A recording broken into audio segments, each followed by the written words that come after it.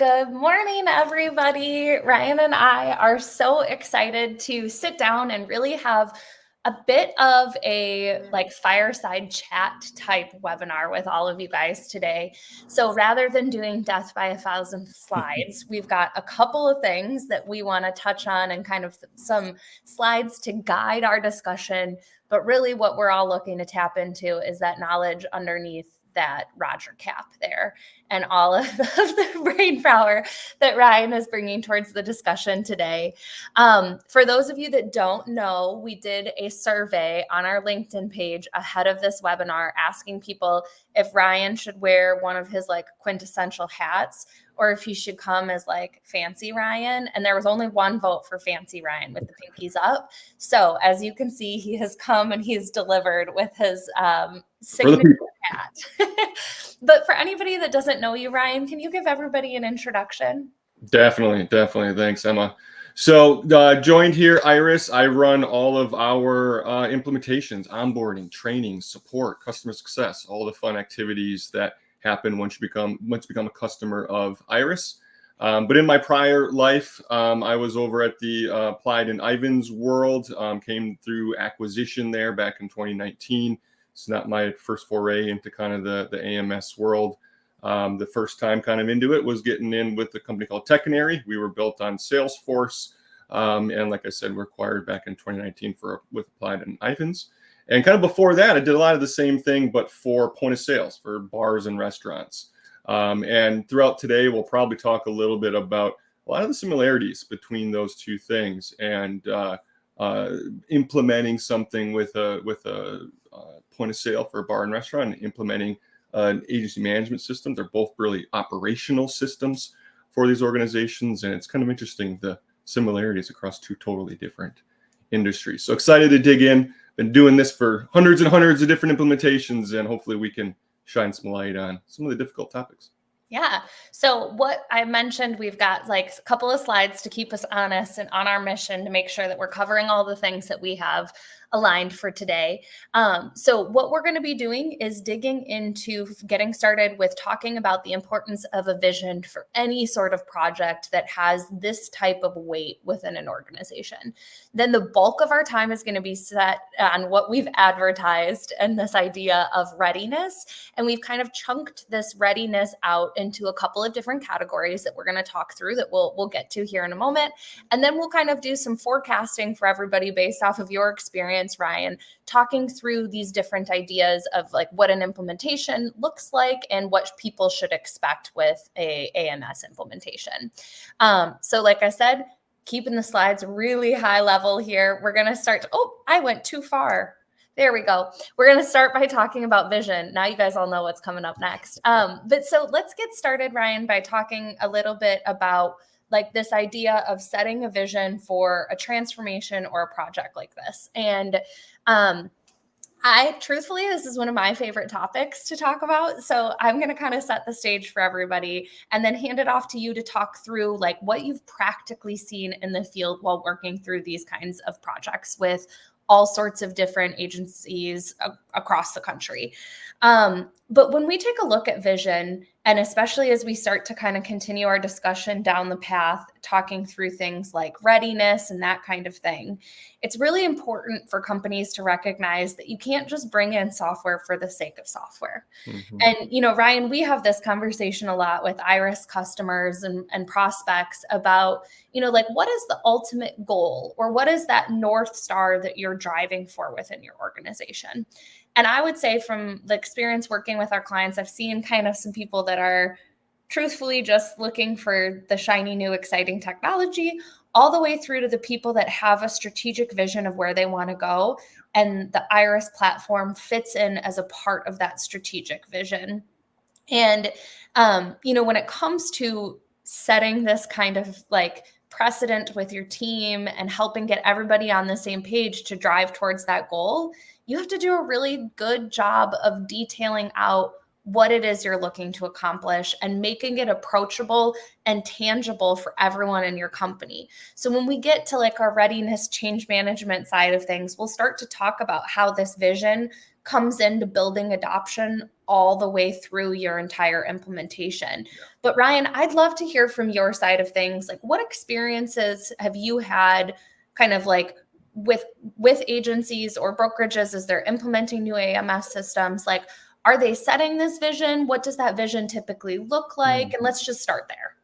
It is a kind of across the spectrum, like you mentioned. It's funny you mentioned shiny, because I actually had a customer one time that I always ask them, one of the first questions is, why did you buy X system? Why are we here? They probably did a really good job on the sales process and got you through and got you what you needed, but really what's that, rubber meets the road kind of thing. And I had one customer just tell me one time, well, I don't really know. It was just like shiny candy bar when I was in the grocery store aisle.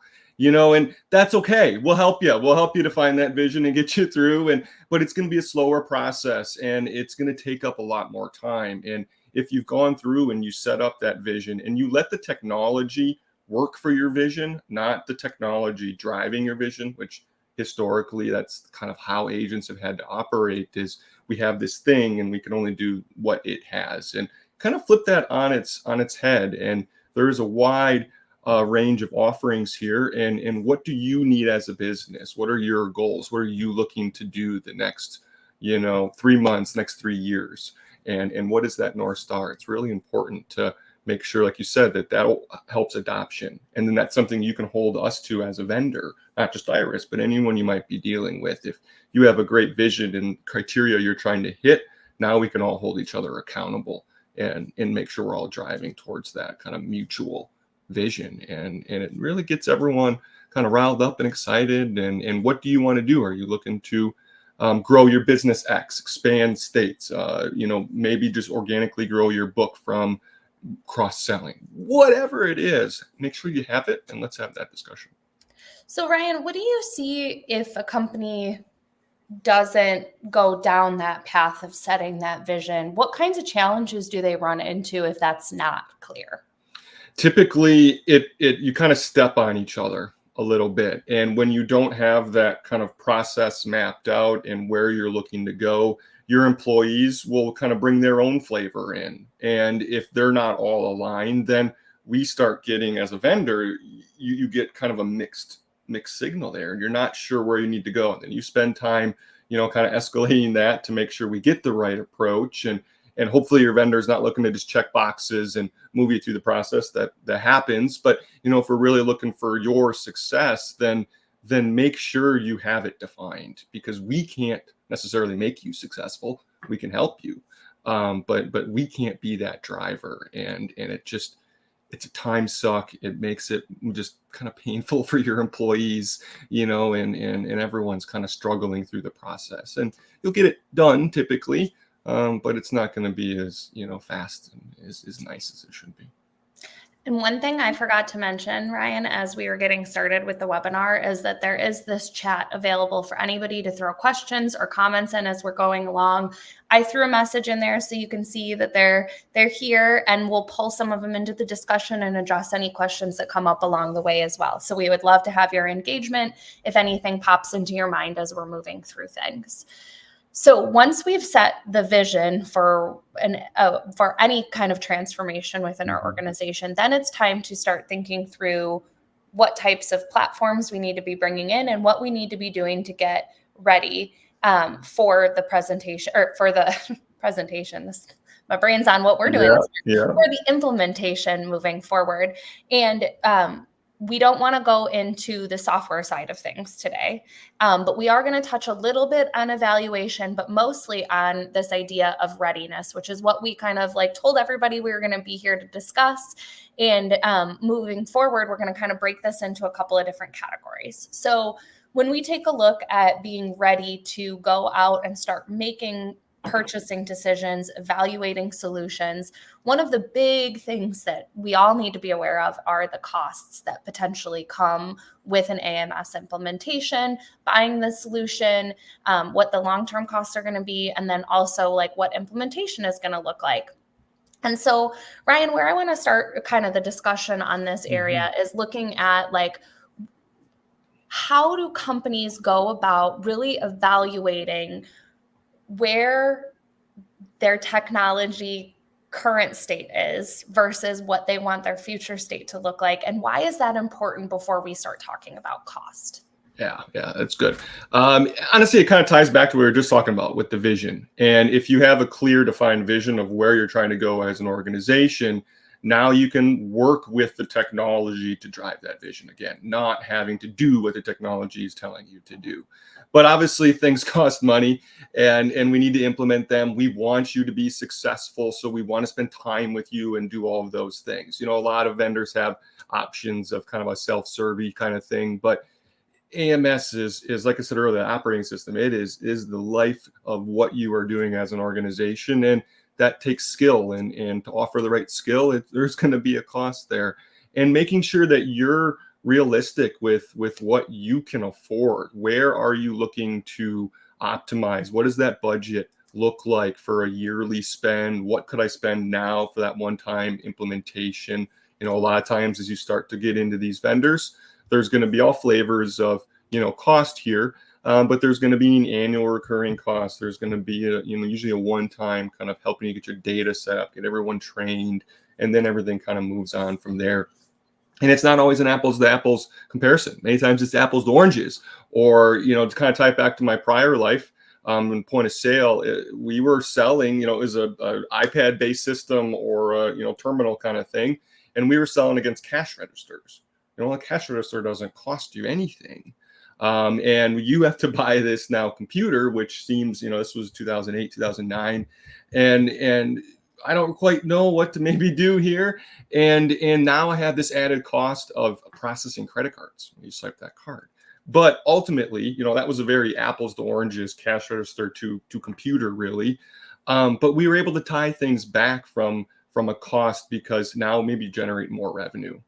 You did many times. You could prove it out, generating cards. Someone could swipe that card and buy it around for the bar, where if they're putting cash down, it's a little bit different. Same thing here, where think about all the things that are around. Do you want to offer that type of service where someone could swipe a card? Again, we do that here. Payments, maybe that is or is not in your current system. Is that an additional cost that you want to absorb? So it's not always going to be A system versus B system, and what are those exact costs? Think of some of the ancillary stuff, which will go in a little bit later from an integration standpoint. Again, because that AMS is typically your bread and butter. It's the middle of everything that you do, and you need to make sure that you have the right kind of, let's just say the right budget in mind for what you're trying to do. Again, to tie it back to that vision. Do you want to grow? Do you want to do things? So just keep all of that in mind. It all ties back to that vision, and just be realistic. It's the old adage of fast, reliable, and cheap. You can only have two, and that holds here too. That we can go fast, but is the data going to be right? Is it going to be accurate? You're going to be able to access it. So just keep those things in mind as you start to go through this journey of where are the products overlapping your old AMS to some other products that you maybe have to fill in some holes, some capabilities. Well, maybe the new system fills in that capability, or maybe it doesn't, but now you can use a better integration. So, think about the world that falls around the AMS, not just the AMS. Again, it's the middle, and it's tied to a lot of things. So there's some other costs there that are typically involved. There is. So Jason came into the comments and kind of asked, do we need to hire a consultant to help with this process of buying and implementing a new AMS? Or do you have suggestions of maybe what skill sets you need to have in-house to be able to manage this type of evaluation, or when you should look for external support? That's a great question. I mean, it really is that internal piece. What are your people doing? Do they have the extra time to dedicate to this as well, where they can really start evaluating things? But what I've seen that works the best is your more operational type of people that are really looking at this is the process that we do. A new prospect comes in. This is what the next thing happens, and this person takes that, and these are the tools that they use. If you have that person that really thinks about not just kind of getting the task done, but how it gets done, why it's getting done. The why is very, very important.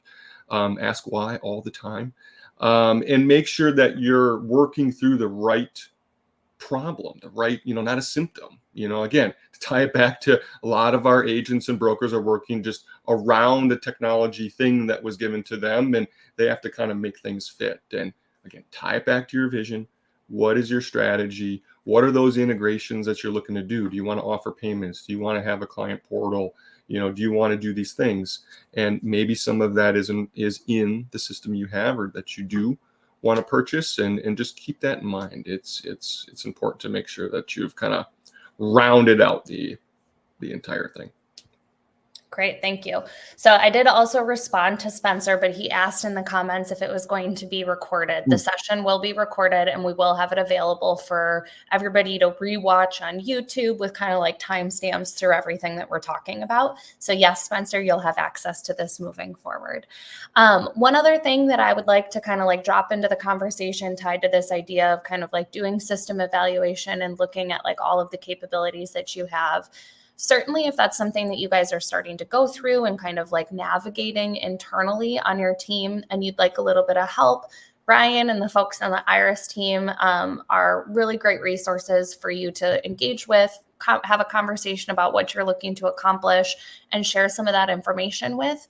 And then we also have some capabilities maps and things like that we can help share that will help you navigate that process once you're working with our team. So certainly don't hesitate to reach out to us to learn a little bit more about what that process looks like moving forward. That's a really good point. What we're kind of talking about now is kind of, the best kind of thing, but know that, a good vendor, you're going to be able to lean on a little bit. I hope we're a good vendor for you, and lean on that expertise. It's okay. You don't have to have everything figured out, but sometimes just having that conversation and knowing where maybe you don't quite understand, that's okay. We'll work through it together.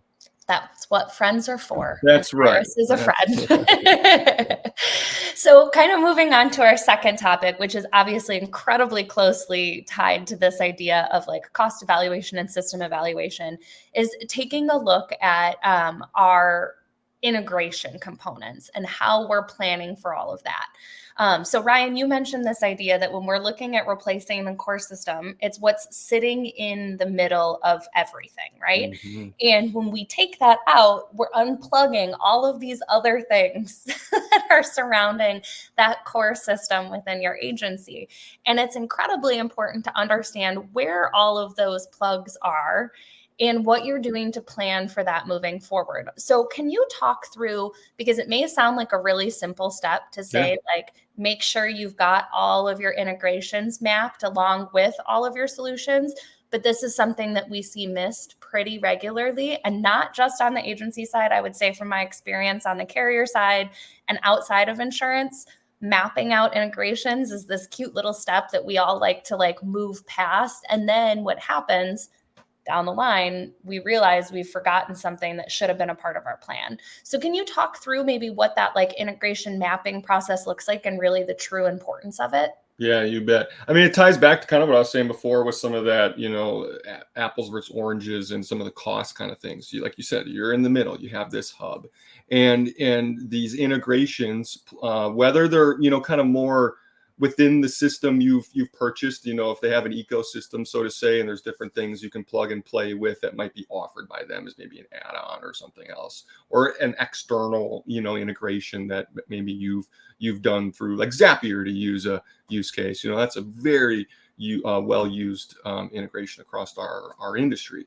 And are there things like that you need to have? And if they are those must haves, like I just cannot get past maybe a referral system that you use, or some sort of integration to help you with your marketing and submission process, whatever it needs to be, just have that at the top of the stack. Make sure you've talked about the process.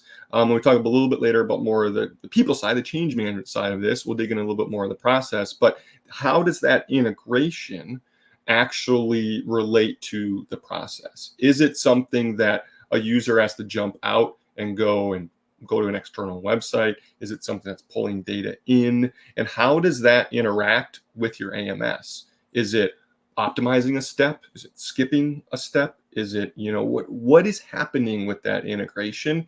Because the more you can just start to map out and kind of tease out to the top when you come to a vendor like us that wants to now kind of insert ourselves, put ourselves in this spot, now we know where we have to play. Now we know where we have to make sure we have the right configuration, or we have the right pieces in place to make you successful, to help you be successful. That's what this is all about. So don't forget about the integrations. If there's some nice to haves there, that's always nice to have too, where we know that this is not critical. I sometimes will say it as the 3-6-9. What's the 3-month, 6-month, 9-month kind of rollout there? And what does that look like from an integration piece? Do you need X integration when you go live? Is it something that, maybe for a little bit you can go to the website and do it directly? Things like that, where, again, having the discussion is a big part of it. You might not have it all mapped out. And maybe you're talking to the vendor through this integration, and they're talking to that vendor as well, because they can interact with the API. Oh, now we can make it even better by combining all three of us. So have those discussions. Don't leave anything off the plate, excuse me. I think it's very, very important to bring all that to the table. And just have that discussion. Make sure it's the right integration. You're not overlapping with your new system, and then you'll be good to go. And then we can focus on more of the people. Not taking away from the brilliance you just dropped, but every single time you say 3-6-9, I cannot help my millennial heart thinking about the song Get Low. So Yes. for anybody that might be joining us that knows that 2000s banger, I hope you appreciate the reference as well. I've got one other quick question for you, Ryan, and this is more kind of like a level setting question for anybody that's watching that maybe isn't as well versed or familiar with the land of integrations. And you mentioned this idea of an API integration. Yeah. Can you kind of explain some of the different flavors of integration and why that's something we should be aware of? Yeah. So those that might not know what an API really is too, I mean, I've been on calls with customers, and what really is that? That's it's kind of a hard thing to explain, honestly, but I like to explain it as we could get super technical and all kinds of fun, nerdy stuff. If anyone wants to do that, I'm always okay to do that. But think of it like a light socket. You have your socket in the wall and you have your plug, and it plugs together. That's like a hardware API. It's a contract. This thing and this thing come together to make something happen. And that's all an API is in its most simple form. But just because you have an API too doesn't mean it's usable. I'm not going to name any names, but I've integrated with many, many, many, many organizations and carriers and all kinds of different people. And just it's sometimes can be a little buzzy. I have an API. How useful is that API? Is it something that is adding value during the life cycle of this customer, the policy? And all these integrations don't have to be an API too. If there's ways that we can, automate by maybe sending an email in an easier way. Like you have a workflow of submissions. Not everyone's going to be able to accept that submission through API. It's just not where everyone is yet. But working with organizations that can kind of move data in multiple ways, where we'll send an email packaged up nice, but you didn't have to actually type it. It just pulls from the data in the system. Just simple stuff like that. Or I've even done, overnight bulk, dumps into carrier systems. So again, knowing your vision, knowing where you're trying to go, what integrations are most important to you, that's the part that's important. And then how we actually get that data back and forth is going to, honestly, it is going to vary by the organization, but most of us in the InsurTech space are pretty excited to just connect and help you guys. So again, have the discussion. Just ask them, is there an API? No. Well, there's another way for us to get through it. Let's have it, that discussion. And it doesn't have to be this API. So thank you. I could go all day talking about APIs. Honestly, and I just love to make sure that everybody's operating on the same definitions and kind of has the same thought process, especially when we start to talk about stuff that might be a bit more technical. And I really wanted to just kind of like drive that point home before we transition. So now we're going to go to, for anybody that knows Emma, my like all-time favorite topic. I've already talked about it a few times, but now this is the point where we carve out some specific time to chat through the idea of change management and how important it's going to be for your team moving through an implementation. We started the conversation, Ryan, by talking about setting a vision. Mm-hmm. And how important that vision is to making a project successful, and how you kind of use that as your guidepost throughout the entire implementation and really beyond. Why we're adopting the tool, why we're optimizing it over time, and like what the true business value of bringing in new technology is. Mm-hmm. And I have kind of like 3 bare bones change management things that I always talk about being absolutely necessary, even if you're not going to like stage this big, complex, like change management initiative, which admittedly, depending on the size of the agency, wouldn't be appropriate. But you need that vision. That's step 1. And you're going to need to be able to clearly communicate it and help every single person on your team really understand why you're bringing in the new tool, and specifically what's going to be in it for them if they have to learn a new tool, change their processes, and adopt to new technology moving forward. So I feel like we kind of already talked a fair amount about that. But then the next 2 pieces are going to be like communication. And this is where I want to pause for a minute and talk through maybe the different types of education or support that need to go alongside with that communication in terms of supporting a implementation. So when we look at the agency space in general, agency broker tech space in general, one of the myths, well, we could say it's a myth. I don't fully know because I haven't talked to every agent in the country. But one of the things that's often said is that agents and brokers are a little bit further behind on the technology landscape. And in turn, that means that they don't understand technology or they don't want to use it. Mm-hmm. But really what it is there's a knowledge gap. And there's a knowledge gap for people that are making the decisions to purchase this technology if they haven't gone out and built that knowledge. Mm-hmm. And then there's also a bit of a gap with their team because their team is focused on serving their clients and, all of the things that come with working in the incredibly complex industry of insurance. Yeah. They're not like you and I staying up to date on exactly what the definition of an API is. Sure. So one of the things that I think is really important in this communication structure is not only just telling people what's coming, but helping them truly learn to understand what this technology brings to them and the opportunities that it unlocks. Yeah. And that goes into the realm of what I like to call digital literacy and kind of the understanding. So just even what we talked about, like break down what an API is for me. Yeah. So could you give everybody some insights into the types of digital literacy or the types of terms and ideas that you think that their team should understand as we're heading into an implementation? Yeah. Hate to be beating a dead horse here, but vision, everything ties back to what we've been talking at the top, and it all kind of funnels down.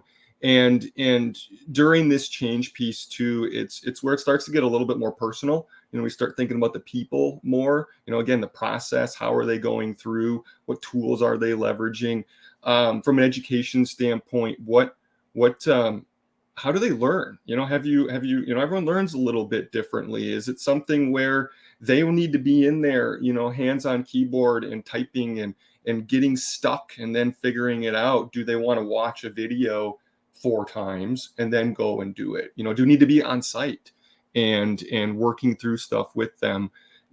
Think about that piece as you start to unlock all of the different change, and think about where you need to kind of focus that attention and that education. And a lot of times it's going to be around just honestly understanding that this is a big project. This is not a simple thing for a lot of agencies, and I think everyone needs to be aware of that. The data migrations are intense projects. Many times these transformations are some of the largest professional things some of these people will do. And so again, lean on your vendor, make sure that I like to say, you got some of a friend there a little bit. I don't like working with people that aren't enjoyable. Like lean on people. Again, it's a personal kind of thing, and being able to discuss and work through what that really means, I think just helps the group in general. But to tie it back really to what they need to do and like how this thing works for the change management, it's really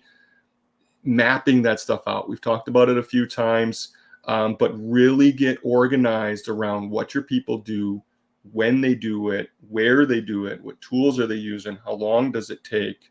And if you start to map out those processes, it might not even touch that part with your AMS, but you're preparing again for your business. Don't think about just was one piece of technology. It's the biggest one. It's probably doing most of everything you're working on. But again, what does your business want to do? And then how do you help map that out? Starts with your people. How are we actually going through the process and what are we doing? And to kind of say back to my prior world where, this change management piece, I once came into a restaurant and was installed. It was a fairly large restaurant, multiple, kind of bars in it and all this stuff. The staff had zero idea that I was even there. They didn't know that I was installing and then it was this kind of fight against cash registers. Well, I can do the math. I don't need this system to do the math for me, like that. And so, yeah, I know you know how to do the math, but think about all the other things you can do. Now you can go to the table and maybe have a conversation with them, get them excited about something, sell them another drink, or, get them a dessert or whatever it is. That same kind of mentality is here with agencies. Well, I always did that. What do you mean? And as we start using data more and we start to process things more, when you have it mapped out with how your people fit in there, now when a vendor comes in, we can really point to the areas where we're going to enhance this part. We're going to make your life better here. We're going to allow you to have coffee with your customer if you want, or have a conversation, or instead of this heavy process stuff that a lot of us have learned that we have to do because of the technology that's been given to us. It's just forget that almost. And again, think about your vision. What's your strategy? Where are you going as a business? What are your people doing? Why are they doing the thing that they're doing? Keep asking why, and then find the technology to best fit that vision. And hopefully we're it, but have that vision. Well, and I think you just touched on, you kind of like took it right where I wanted to go in terms of talking through that process mapping, because the other part that's incredibly important in this communication cycle is giving people the time to adjust to what those process changes are going to look like. Yeah. And, Margot actually put a question in here too of like, who's the best person to kind of like first vet a new technology solution, but then also test it and champion it as it's going live. And I think that this goes hand in hand with that idea, because spoiler alert, everyone, it's not the owner of the agency that should be making all of these decisions in an echo chamber. And part of that is closely tied to, if you have the right people involved in vetting and the right people involved in kind of supporting the go live, you have the ability to communicate what those changes look like. And you have the ability to get people prepared for what behavioral changes they're going to need to make alongside with the technology. So can you answer Margot's question, Ryan, of who should be kind of like involved? I told you who it wasn't, but can you go into like maybe who that group should be? Yeah. Some, depending on your size, some will actually have a 1-2 people that this is kind of their role, and they work through kind of system kind of training and adoption type of techniques. And again, it goes back to someone that, not necessarily technical, not a hands-on keyboard developer type of person, but kind of like what I was saying earlier, where you think about the world a little bit more operational, diagrams and how yes, no's and if then and that kind of thing, because you're going to help us as a vendor. Again, if you pick the right one, ask why. Keep asking why. That person should be able to answer the why. I think that's the biggest thing, is why are we doing the process this way? Make sure the person that's kind of that champion really understands why you guys are operating the way you are. Maybe you want to change, maybe you don't. That either way, it's okay. But what is that vision? Why are you doing what you're doing? And making sure that Maybe it's a manager of your small commercial group and your personal lines group, or someone that's in the weeds there that has somewhat of maybe an admin type of background that kind of understands how systems and processes and people all kind of combine together. And those are the ones that are kind of best to work with. And honestly, those that people respect in your organization, normally got flat brim and on a hoodie, and who's this guy coming in here to talk to me, and it's we want that champion, use Margot's words, to help us drive this forward. We can't make you successful. We can help you. We can provide, techniques and best practices and training and all this good stuff. But ultimately, at the end of the day, it comes down to your people, and having an internal champion that can, at the water cooler, I guess we're all remote now, but, like having those discussions and, doing those things that this kind of helps this all move forward internally. We want to, take it top down and bottom up and really meet you where you're at. And again, we can't do it all. I sure would love to, but we can't. So we need those internal people that can, advocate for us and what that vision is and why we're doing this. Again, I hate that I keep saying that, but why is so important. No, why is the best word that we should be talking about over and Google over ask again the 7 whys in this readiness stage. Yeah. There's a couple of comments also that I want to pull in here. We've got, the kind of Gail kind of bringing forward this idea of the retirements that we're going to see in the industry, maybe helping to remove some of the traditional barriers that we've seen. She kind of had a 2-part comment here, helping to remove some of the traditional barriers that we've seen and have maybe more openness towards bringing in new technology. But again, young or old, I would argue that all of these change management pieces need to be put in place to help support people through an implementation. And, there's also, I think Rebecca brought up this point that lack of knowledge in technology is part of what helps keep us from being able to advance the way that we'd like to.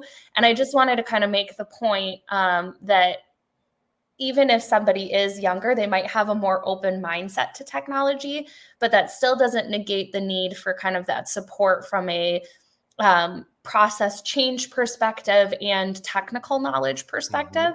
I reference this often, but Salesforce did a study of Gen Z employees, and only, I think it was 31 or 32% of Gen Z employees said that they feel prepared to use workforce technology. So it isn't just older employees that need this support and this change management to be prepared for a new platform. It's any and all of your employees, but hopefully younger employees will help with some of the cultural shift that makes the acceptance of a new platform easier. And there's one last little piece here, Ryan, kind of going back to, I said there were 3 pieces of change management that I wanted everybody to take. There's the vision, which we wax poetically about, this idea of communication and kind of supporting all of these different aspects of a transformation as we're moving through it. And then the third one is celebrating small wins along the way and kind of helping acknowledge and recognize the work that your team is putting into a large scale implementation. So when we talk about all of these different things that we need to do to get ready, like mapping out all of our systems, evaluating what's coming next, choosing a solution, mapping out our integrations, mapping out our processes, and then eventually getting to that point of implementation, even if that process is condensed for a smaller company to go quicker than it might for a larger agency, that's still a lot for people to manage. And it's still a lot for them to manage on top of all of the other things that they have coming at them. So make sure, my last little point before I get off of my change management soapbox and hand it over to talk a little bit more about data with Ryan, is that keep in mind that we need to be celebrating and acknowledging the work that's going into these transformations and recognizing that it doesn't happen overnight. Because I think that that's a really, really important part of managing the change and getting your team to adopt it long term. Can't agree more. Small wins are important everywhere, honestly, not even just here, giving people that work hard. They want to do a good job. Most people, they want to come to work and feel good about it, and give them the wins. This is a tough process, and let's celebrate when it goes well. And when you have mapped it out, Now it's easier to celebrate those small wins. When it's an entire workflow that has to be implemented, how do you actually celebrate that small win? You don't really know where we are better, and so it's important all around. So our last category in the readiness category, I feel like a game show host, like saying, I should have made a bingo board or not a bingo board, a Jeopardy board for you to choose from while we're going through this conversation. But the last piece that I want to talk about in terms of readiness, which specifically in the agency space, I think is a really important thing for us to talk through, is data. And what do we need to do to be prepared to move into a new system? What types of questions or information do we need to be gathering to make sure that regardless of who the vendor is, we understand what it's going to take to get data out of an existing system and bring it into a new system? So I'm going to stop there, and I would just say, like, Ryan, what is the type of information that companies need to know about their own data in current state before they can move forward? Yeah, it's data's the biggest thing here. Depending if you're a couple years old or decades old, the data is what drives all of this. But to really get started, make sure your data is accurate. Everyone has an address line too somewhere that you've used for some purpose. Maybe one person in your organization uses it for this purpose, another one uses it for that purpose. And when you think about how people are going to migrate your data, it's an automated process, or it would take forever, so it's not going to know all these different permutations. So if you have the ability to go through and clean this stuff up, that is going to make the implementation better. It's the whole fast, cheap, reliable. You want this to be reliable. If you want it to be reliable, then your data needs to be accurate. And it starts with what you're going to import in. And if that's where we would have some discussions. There's all kinds of different ways that we can approach that solve. I mean, I've done it endless ways, but really what you need to know when you get started is, get your data where it needs to be, but how much do you have? How many, policies, how many accounts, how many prospects, leads, kind of get an idea of what you're going to be moving, because that helps your vendor kind of estimate the workload. How many files, attachments, like the static things that you're uploading. That's usually a different type of migration, so having those, how many I have, and like how big, so many gigabytes that something like that might be is very important to the group, whoever you're really working with. And then knowing what you can actually get out and how you can get it. You a lot of times can't get all of your data in an automated way. It varies by vendor, and knowing where you sit, what you can get and how much, and then also how much do you actually want to move. Maybe you are decades old. Do you want to move all of that data into your system of record? I have lots of opinions there. We don't need to spend the rest of the time on that. But think about what do you need from a data standpoint to do and execute your vision? Do I need 25 years of data? Maybe not. What are you trying to do? And make sure it's clean. Make sure you know how much you have, kind of where it sits, how you can get it out. And that really helps. You just mentioned this idea of making sure our data is clean. And that's the next question or conversation. Ryan, for those that don't live and work with data all day, every day, what does that statement mean? And what does a data cleanup process look like? Sure. So again, it's going to vary a little bit by agency, what system you're on, but the vast majority of the time is kind of two things. Making sure the data that's in your system now is unique. You don't have 85 Ryans in your system because I've clicked I want a quote on your website, a whole bunch of times. Making sure that on the other side that you have the most data, let's say, you have a fully enriched policy. There's services out there where, people will log into your portals and, update your policy records for stuff that doesn't download. And I mean, there's all kinds of different things out there, but making sure that you have one representation of a customer, which sometimes in legacy you can't even do, which we would help you with, but that's a whole nother point. But getting your data to a point where it's as unique as you can get it.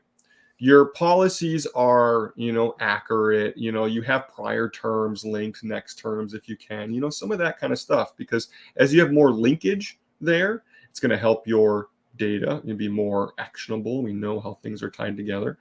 Making sure that the duplicates is typically the most important thing. If you can clean up attachments, a lot of times you're going to be uploading attachments to your policies and your accounts, and you're uploading this stuff all over. So if you are, is everything assembled at the account, or is everything at the policy? And having some of those details will again help your vendor just execute through that process that much faster. So really knowing where stuff sits and what you really need, and the uniqueness is really that's one of the most important things, because you either have to clean it up in your system, or you're cleaning up in spreadsheets, or you're cleaning up in your brand new nice thing that you just bought and now it's got garbage in it, and that's the part I really try to avoid. Ryan, you just moved. It's like, do you get rid of the junk that you don't want to move into your new house before you move? Or do you try and manage I just had that discussion with my wife this morning. Literally. Or do you take the box that's got garbage from your old house and just throw it in and be like, hey, cool, it feels like home. It's that thought process when it comes to data. And it's a big topic. So again, we're not certainly giving you all of the information that you need to move through that process. But again, these are the types of considerations and questions that you want to be thinking about when you're choosing a vendor, having conversations with people about it, and really making sure that you have all of these readiness items prepared and ready to go on your end. One thing that I wanted to put into the chat for everybody before we move on to our last idea of talking through this implementation kind of expectations is, we didn't give you a whole bunch of slides. We had more of a discussion here, but we wanted to give you something to guide you through making this checklist of items tangible for you moving forward. So in the chat, I've just put a link for a guide that we created that kind of follows the exact same agenda that we've been talking through today. And it asks you questions and gives you kind of thought experiments, so to say, to help guide you through your process of choosing an AMS and getting prepared for an implementation. So if you go to goiriscloud.com/guide, and the link is in the chat, you'll probably have to copy and paste it as opposed to just clicking on the URL. That'll take you to the guide. You can download that there, and it's a fillable, or it's like a PDF that you can interact with or print out and fill in. But again, it's a really great resource for you to think through all of these things with your company in mind moving forward. I want to come back to the comments here, and then we'll transition to our final item here before we end our time together. But we've got some folks in the room that are believers of the idea of data hygiene and not taking the trash from your old house and throwing it into your brand new shiny new home. And then we've also got some pro tips coming to make sure that your admin data for employee codes, carrier codes are all up to date. So again, some more good information. That is a mess typically. Yeah. I love that everybody's coming in and adding their advice here. I love it too. Yeah. So step 1, determine what's missing and wrong. Step 2, determine what was the cause. And then step 3, fix it so that it doesn't continue to grow. And then step 4, determine how to best fix the old stuff. Process. You got to know how you're doing it to know why it got messed up. Yeah, that's a great one. And I know we weren't going to talk about the technology side of it much, but I can't help myself but put one little plug out there that while you are looking for a new system, keep in mind your access to data. Keep in mind that you want to be able to have a system that supports good data hygiene moving forward so that you don't end up in the same place that you were in the past. So make sure that you're asking those questions and thinking through those processes as you're making your purchasing decisions as well. How does the technology work for you, not you working for the technology? Exactly. Tie it back to what you want to do and make sure that they can handle it. And Steve is really speedy. It looks like he already went and got the guide, and he's telling you guys it's a good resource, so don't sleep on it. Make sure you go do that download quick while we're finishing out our conversation as well. But my last little slide to kind of keep us honest and keep us accountable to what our agenda was for today. Now, Ryan, I want to take some time and pick your brain from an implementation standpoint. Yeah. We've got about 10 minutes left, so I want to drop the idea to anybody. If you've got questions about what to expect during an implementation or about anything that we've covered, make sure you're getting those into the chat now so that I can monitor our conversation and make sure we're getting to those before the end of our time together. But Ryan, can you get us started by maybe talking through, I pick up the phone and I call you and I say, I need a new AMS solution for my company tomorrow. Is that a realistic expectation, even if I'm a small agency? And can you talk through maybe what companies should be expecting when it comes to implementing an AMS? Yeah. I mean, I'll say it again, the people. We talked a lot about the people before. Your vision, help your vendor, navigate your organization, your culture. How do your people, like I say, tick? What makes them excited? Do they like swag? Should we give them a hat? Should we, it's all that stuff. Don't forget about the people. But as you step through a typical implementation, there's always going to be these high level milestones and all the individual tasks and all this stuff that needs to happen. But really be ready for hopefully some tough questions, to really make sure you're getting what you need, and ask those whys, make sure the capabilities are there for what you need to drive your strategy.